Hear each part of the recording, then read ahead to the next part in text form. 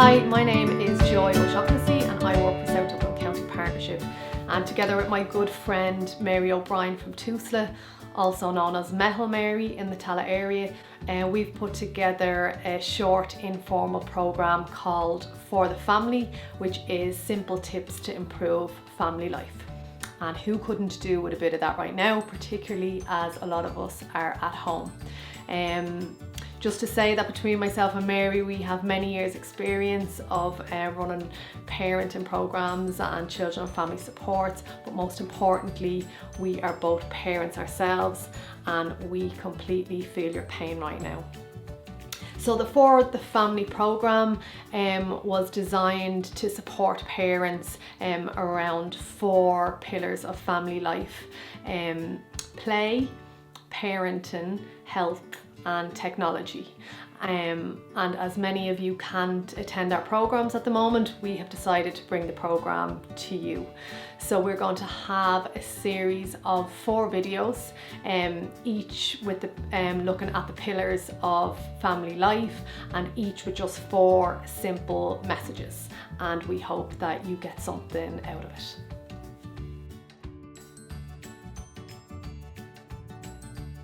Okay, so we're going to start with week 1, which is all around play. And here is our nifty little booklet that we give to parents, and it contains all of the messages inside in a really visual and easy to read kind of way. So the first message that we're going to do today out of the 4 messages is all around play. And just to say that all of the content that we use is pretty much based around positive parenting. And what positive parenting basically means is there's no good or bad children, and that there's just good and bad behaviour. And the messages is based pretty much on positive parenting principles. So the first message that we're going to do today is: you are your child's first teacher. So you are your child's first teacher. You don't need to wait until your child is old enough to go to creche or go to play school before they begin their education. That starts at home, and your home is a place for everyday opportunities for learning. And research actually shows that the more that a parent is involved in their child's learning, that this is going to positively impact on their educational outcomes, even more so than other measures such as social class or income. So we hope that this message will empower you and not intimidate you, because it's actually quite simple, some of the things that you can do with your child.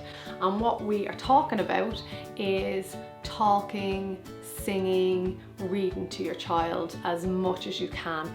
And that can be as simple as when you go for a walk, talk about what you see, about what you smell, about what you taste, about what you touch. The more words that children hear, the better their vocabulary will become, and the better they'll be ready for school when that time does come. And there's loads of things that you can do at home to enhance their learning. And one of the activities we do with parents is to demonstrate how germs spread, which is quite appropriate at the moment. And we use a bit of glitter. So we just put a bit of glitter on our hands and we play with some toys and we shake hands with the children. And 10 minutes later, we go and we look, where did the glitter get to?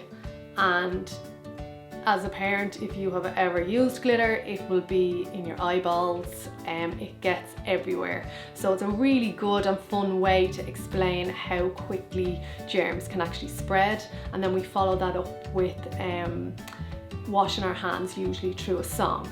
So when you can sing, please do it, because children adore it, even if it's, you know, washing your hands song, brushing your teeth, making your bed, etc. So message number 1, you are your child's first teacher.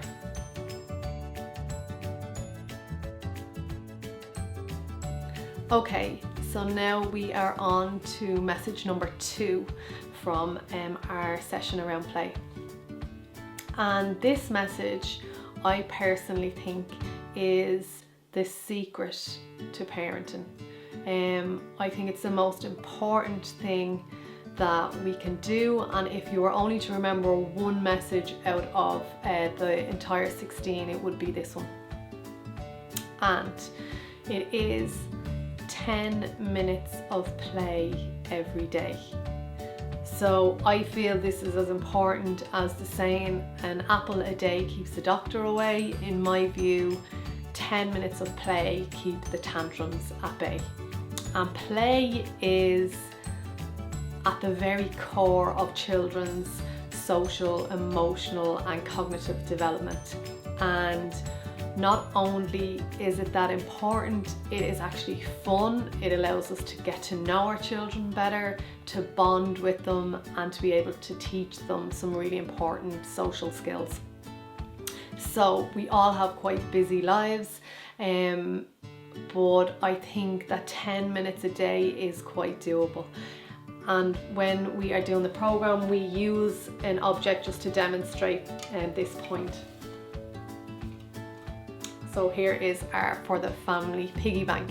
And we use a piggy bank because we say that the piggy bank represents your child's psychological well-being. And every time that you play with your child, with that 10 minutes, you are building up their well-being. So every day, that 10 minutes of play, building it and building it.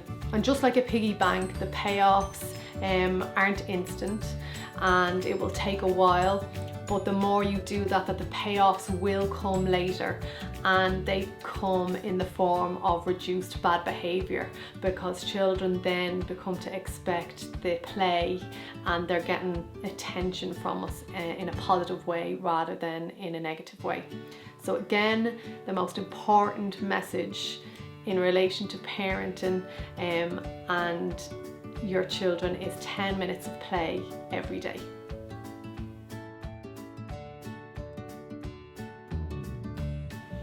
Okay, so now that we've established how important it is to play with our children, and this brings us to message number 3, and this is about how we should actually do that.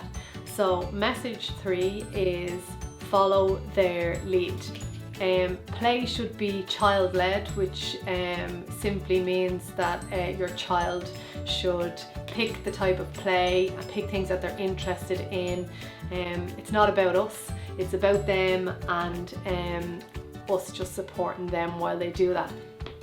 So I think the best way to describe this is to actually show you kind of the do's and don'ts in being child-led. So I have my lovely assistant Prue here. If you want to just move a bit forward, Prue. We're going to demonstrate this. So first I'm going to show you the wrong way to do it. Okay Prue, I've only got a few minutes, so I just think we should just play Snap, because I really like that game and I'm really good at it. I don't really like Snap. Well, if you want to play with me, this is what we're playing, okay? Let's go.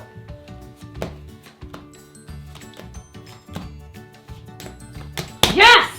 Ha! You are so slow. I'm just so much better at this game than you are. Woo! Oh, Snap again! Oh my god, you are such a loser. Okay, stop. Did you enjoy when we played like that? No. No. Okay. So that is an example of not being child-led, about it becoming more about me, not about the child, and they are so not likely to want to do that again or to continue playing. So we're just going to reset and to do that again. So here we go. Okay Prue, what do you want to play? Snap. Snap? You really like Snap. I think Snap is cool. Okay, you want to move forward? Okay, after you. Cool. You're doing numbers in school at the moment, aren't you? So why don't we call out the numbers as we're doing it? So 5. 4. 5. 1. 3. 7. 7. Oh, good one. You're so quick at that. Okay, you keep that pile. Okay, good stuff. You were delighted when you win, aren't you? Okay, let's go. 4. Jack. 4. Joker. Good. Ace. Queen. Jack. Joker. Joker. Jack. Jack. 9, king, 6, 6. Six. Oh, you are so fast. Okay, and stop. Did you enjoy it that time? Yeah. Was that because you were winning? Yeah. Okay, that's true. Okay, so that's kind of a really quick example of play being child-led, and it's not just cards, it can be Lego, blocks, Play-Doh, jigsaws, but the most important point is let them pick it, let them enjoy it, and we are an appreciative audience.